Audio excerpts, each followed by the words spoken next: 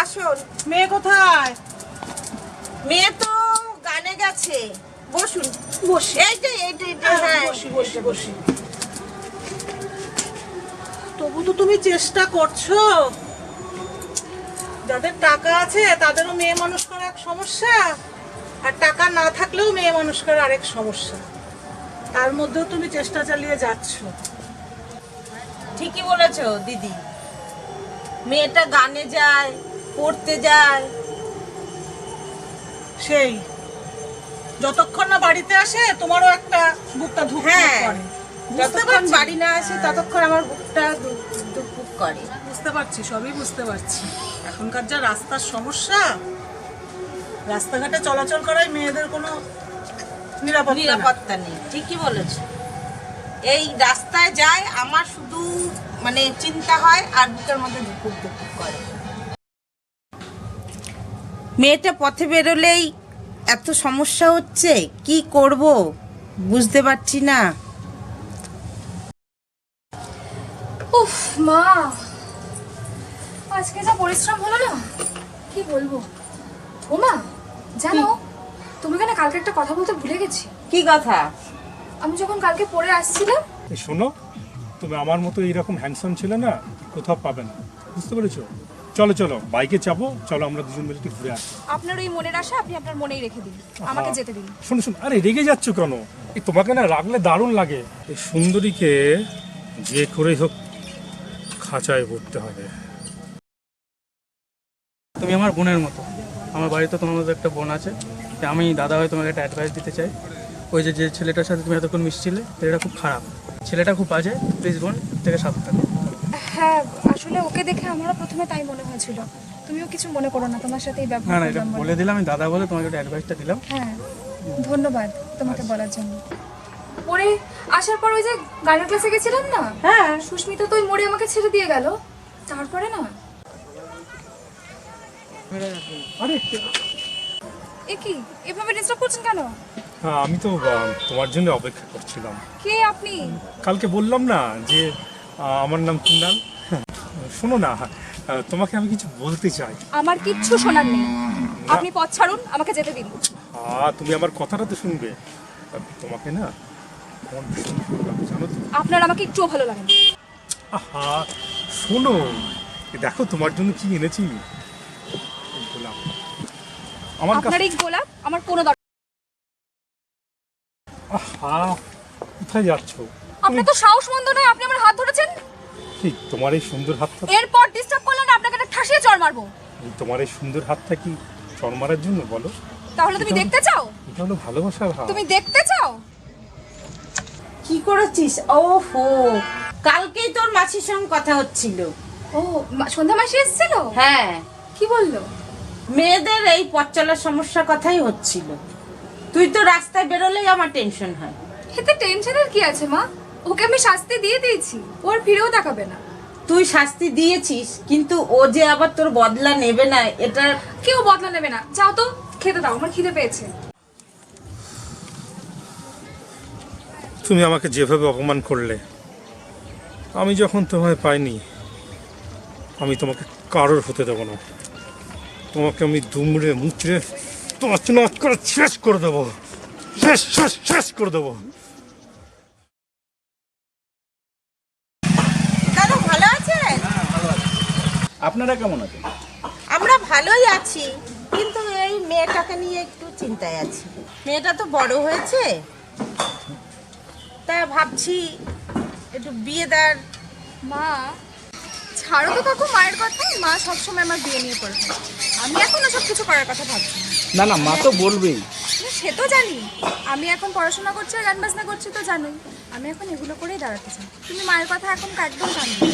ওর কথা ছাড়ুন তো, এমন একটা পাত্র দেখবেন যাতে দুবেলা দুটো খেয়ে থাকতে পারে।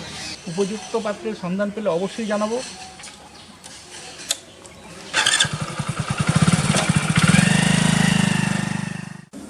মামু, কাল বাদে পরশু তো তোমার বিয়ে। আমাদের তো এবার বড় সড়ো কিছু একটা গিফট দিতেই হবে। মামু, আমাকেও দিতে হবে, কিন্তু ওকে একা দিলে হবে না। তোরা খুব দুষ্টু হয়েছিস। দুষ্টু হয়নি, আমাদের দিতেই হবে। প্লিজ আমাদের একটা দামি দেখে একটা লং ফ্রক। এতদিন পরে তোমার বিয়ে, আর আমরা কিছু হ্যাঁ gift বল দেবো। মামা, এতদিন পর বিয়েতে রাজি হয়েছে, আমার লঙ্কা ঠিক তো খাওয়াটা দাও। তোমাদের হয়েছে? গায়ে হলুদের টাইমটা যে পার হয়ে যাচ্ছে। ভাই কোথায় গেল? ভাই তো দেখছি না।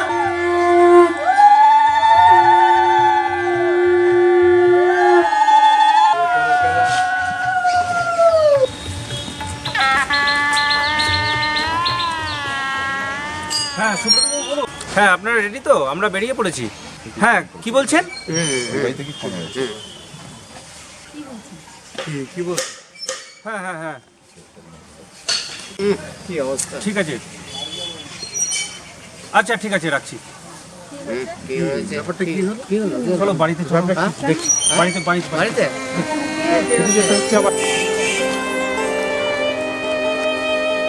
আরে ধীরাজ কি হলো? তুই কিছু বলছিস না? কি হয়েছে? সর্বনাশ হয়ে গেল। ও বাড়ি থেকে ফোন করেছিল, ফোন করে বলল এই বিয়ে হবে না, কেন? মেয়ে পালিয়ে গেছে। ওরা জানতো না আগে? না, কিচ্ছু জানতো না। এটা কেমন ব্যাপার? এত বড় ঘটনা তারা কেউ জানে না। এটা হয় এখন, সব সিদ্ধান্ত সব ঠিক হয়ে রয়েছে, সব রেডি হয়ে রইলো, এখন এইরকম সংবাদ এখন কি জানিস তো করা যায়? বিশ্বজিৎ, মস্ত বড় ভুল হয়ে গেছে। আগে থেকে যদি আমরা ফোন টোন করে খোঁজ খবর চারিদিক থেকে নিতাম না, খুব ভালো হতো জানিস তো। কি সর্বনাশ হয়ে গেল বলতে, এমনিতেই কেউ রাজি হচ্ছিল না বিয়ের জন্য, তারপরে এরকম একটা ঘটনা। একেতে এই ভাইটাকে অনেক কষ্ট করে রাজি করালাম, এবার ও যদি শুনে কি হবে। আয় শোন, বস।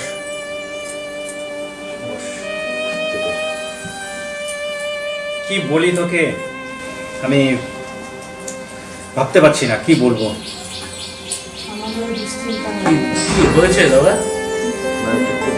শোন ভাই, একটা খুব বাজে ঘটনা ঘটে গেছে। কি হয়েছে? কি হয়েছে তুমি বলো না আমাকে। যে মেয়ের সঙ্গে বিয়ে ঠিক হয়েছিল সেই মেয়েটা এখনই জানতে পারলাম আগে একটা ছেলের সঙ্গে রিলেশন ছিল, তার সঙ্গে চলে গেছে। তুই কষ্ট পাস না রে ভাই, তুই কষ্ট পাস না। আমি আজকে এই গোধূলি লগ্নে তোর বিয়ে আমি দেবো। হ্যাঁ, আমরা চেষ্টা বরঞ্চ ভালো হয়েছে, আমরা একদম, বলবো একদম ভালো ভগবান হয়েছে। যা করেছেন ভালো একদম, করেছে। এটা যদি বিয়ের পরে জানা যেত তাহলে অনেক, হ্যাঁ অনেক সমস্যা হতো। পুরো কিন্তু কি বাজে ব্যাপার হলো বলো তো, এখন সব ঘুরে ভাইটা এতদিন পর বিয়ে রাজি হলো, আমরা সবাই সেই পরিস্থিতিতে একে এখন যে কি করে যে রাজি করা হয়েছে, দাদা ভাই যে কি বলবে সেটা একটু ভাবো তোমরা। কি সমস্যা হ্যাঁ?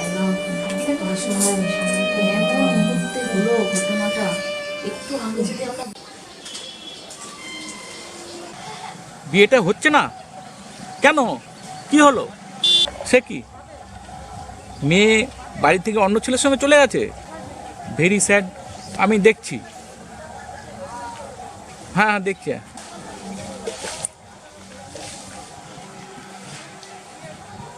হ্যালো, হ্যাঁ সোনিয়া, তোমার মার সঙ্গে আমার কিছু গুরুত্বপূর্ণ কথা আছে, আমি আসছি। মাকে বলো বাড়িতে থাকতে।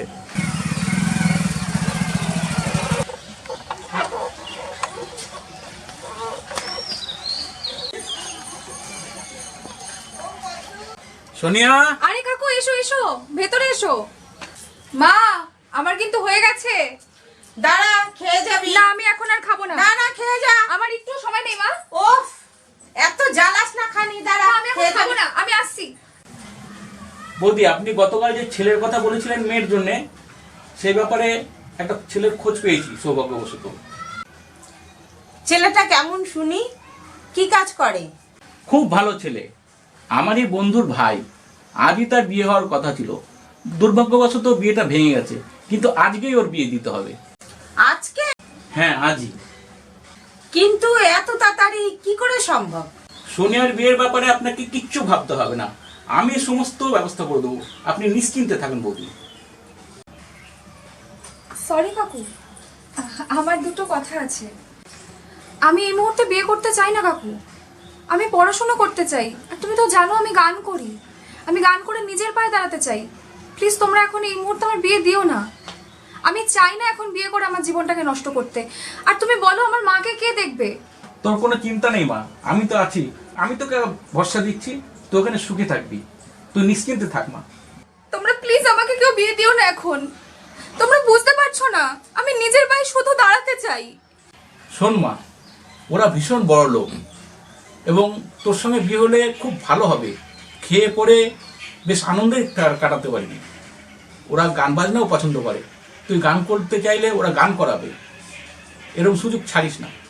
তাহলে বৌদি আমি এখন আসছি, আর ওদের বাড়িতে গিয়ে আমি এখন খবরটা দিয়ে দিচ্ছি। আজকেই কিন্তু সমস্ত প্রস্তুতি করতে হবে, রাতে বিয়ে হবে। মা তুমি রাজি হয়ে গেলে? দেখ হাতে একদম সময় নেই। আমি আমি বিয়ে করতে চাই না মা। তুমি দেখ please কাকু আমাকে বলে বিয়ে গেছে করো। এবং আমি আমি ভালো তোমার ছেলে কি করে সম্বন্ধ ধোকা কাকু বলবো মা? প্লিজ আমাকে বিয়ে দিও না। আমি তোমার মেয়েটা সাথে একদম ধোকা কথা করতে শোনে না পারবো তো। না।